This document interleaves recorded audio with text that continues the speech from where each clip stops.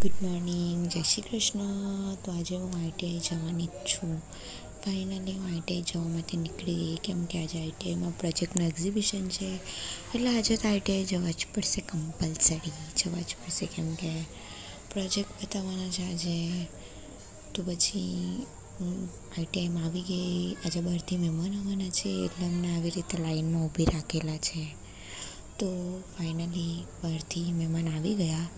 Video ઉતારવાની તો ના પાડેલી હતી, તો બી મેં જમે તકને વિડીયો ઉતારી તો લીધો જ. એમ બી આપણે તો બેશરમ આઈટીઆઈમાં જે તો એટલું પબ્લિક છે ને, મેળો જેવું લાગતું છે. શું કરે હવે, આખો દિવસ રહેવાનું છે આટલા પબ્લિકમાં. જો આઈટીઆઈમાં એટલા બધા પ્રોજેક્ટ બનાવેલા છે ને.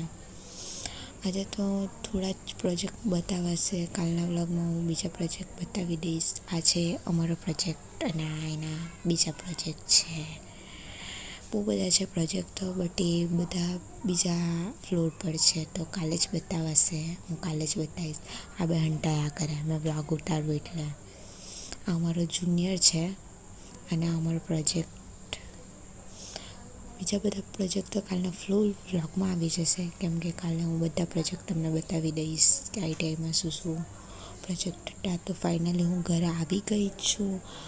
એટલી બધી થાકી ગઈ છું ને કે હવે તો હું સૂઈ જ જવા. એટલી ઊંઘ આવતી છે ને કે સૂવા સિવાય મને કંઈ યાદ નહીં આવશે, તો હું સૂઈ જ જવા.